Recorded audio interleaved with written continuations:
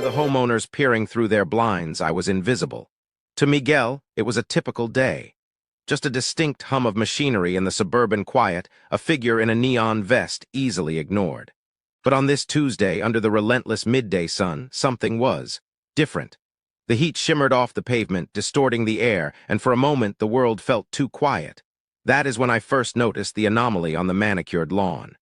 It started as a trick of the light, or so I told myself. A simple distortion. But as I turned the mower, my shadow did not follow. It lingered. It stretched out across the fescue grass, longer and darker than physics should allow. It held a shape that was not mine. Where I held a throttle, the shadow gripped something rigid, something ancient like a staff or a spear. The air grew heavy, charged with a static that made the hair on my arms stand up. I stopped the engine.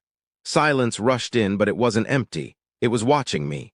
I looked down at the dark silhouette stretched before me. It wasn't just a reflection of my body anymore. It was breathing. A deep, rhythmic pulse coming from the earth itself, syncing with my own heartbeat. Suddenly, the darkness on the grass split. One shadow became two, then three. They rose from the two-dimensional plane, gaining depth and form. I stumbled back, gasping. These were not monsters. They were men, kings. Their profiles were etched with dignity, wearing the crowns of ancient lands, draped in robes woven from the night itself. My ancestors. They did not speak with words, yet I heard them clearly. The wind carried their decree. "You do not merely cut grass," they whispered. "You are a guardian of the earth." One figure pointed a spectral hand toward the soil. I saw then that my labor was not servitude. It was stewardship.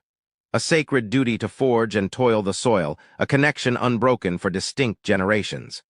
The illusion of the help shattered. In my mind's eye, the weed whacker transformed into a scepter of authority.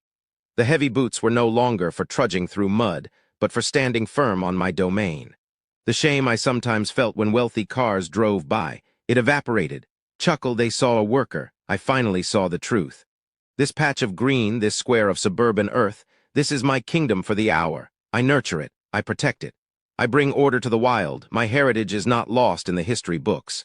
It is alive in the sweat on my brow and the dirt under my fingernails.